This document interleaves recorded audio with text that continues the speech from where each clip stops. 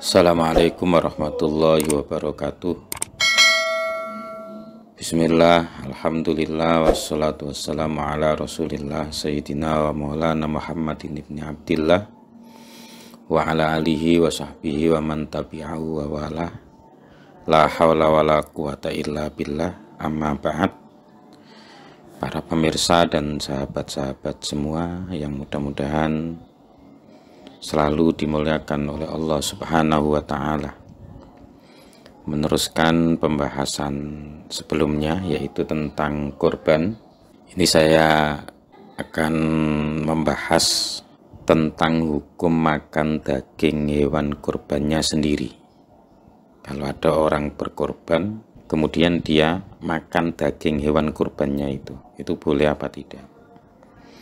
Sebelum berpanjang lebar membahas tentang itu, baiklah kita simak dulu sabda Nabi Muhammad SAW yang berkenaan dengan korban beliau. Rawa Ibnu Abbasin fi sifati udhiyatin Nabi SAW wa yut'imu ahla baitihi ats-tsulusa wa yut'imu fuqara ajiranihi ats-tsulusa wa yatasaddaqu 'alas su'ali bitsulusi. Ibnu Abbas bercerita tentang sifat korbannya Rasulullah Muhammad SAW, bahwa Rasulullah itu memberi makan keluarganya sepertiga, memberi makan tetangganya yang fakir juga sepertiga, dan disedekahkan kepada orang yang meminta-minta sepertiga lagi. Ini adalah sifat atau bentuk dari korbannya Nabi Muhammad SAW. Para sahabat semua yang mudah-mudahan selalu dirahmati oleh Allah Subhanahu wa Ta'ala,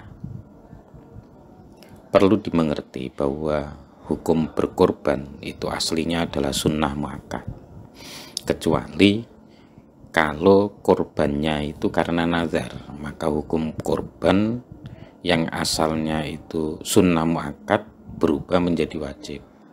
Kalau seperti itu, berarti ada korban itu sunnah, ada korban itu wajib.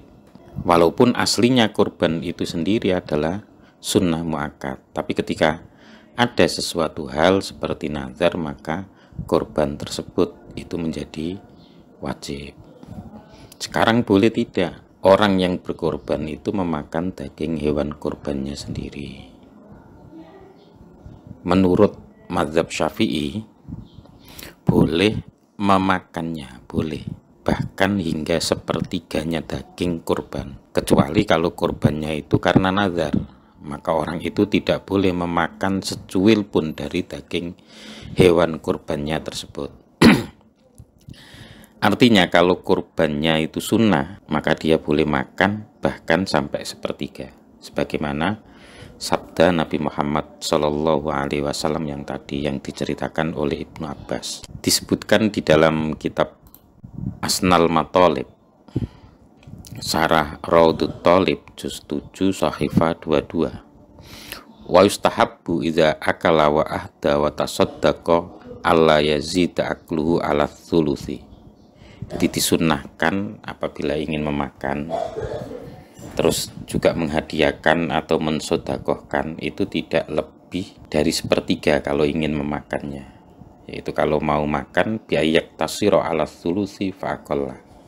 Kalau mau ngasih makan keluarga, dimakan sendiri misalnya, itu jangan sampai lebih dari sepertiga. Kalau bisa ya di bawahnya. Wa alla tangkuso sodakotuhu anhu. Ketika mau disodakohkan kepada tetangga-tetangganya yang fakir, itu juga sepertiganya hewan korbannya itu. Biaya tasodako bitsulusi fa'aksaro. Kalau sodako ini bisa sodako sepertiga dari hewan kurbannya itu, bahkan lebih banyak juga nggak apa-apa. Lah setelah itu wayuhti al-baqi. Tetapi kalau kurbannya itu karena nazar, kalau anak saya lulus, saya akan korban kambing, lah maka korbannya ini adalah korban nazar. Nah, kalau kurban nazar seperti itu, maka orang yang berkurban itu dia tidak boleh memakan daging kurbannya sendiri itu.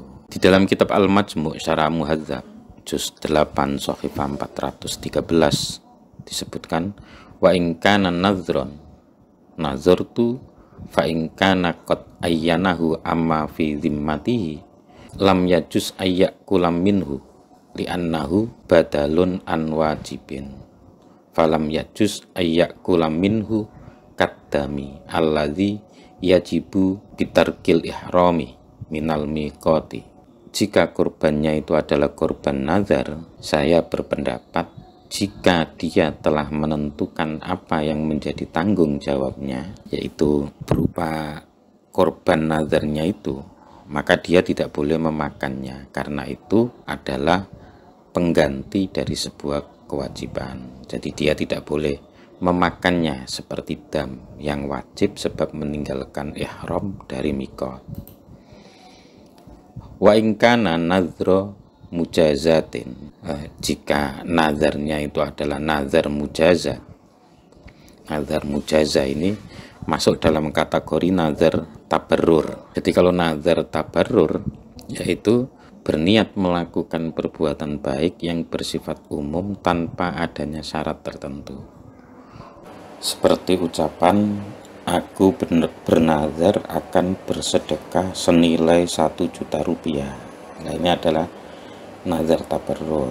Sedangkan nazar mujazah adalah nazar yang digantungkan pada sesuatu yang diharapkan.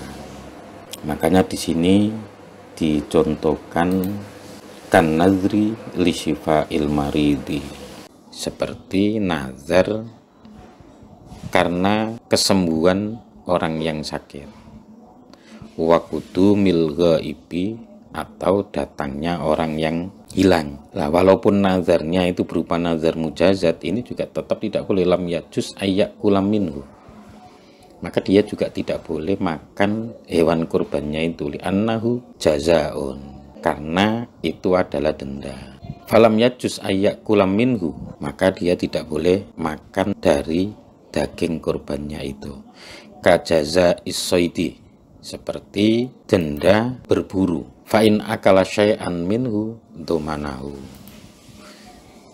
maka jika dia memakan sesuatu dari kurbannya itu, dia wajib menggantinya.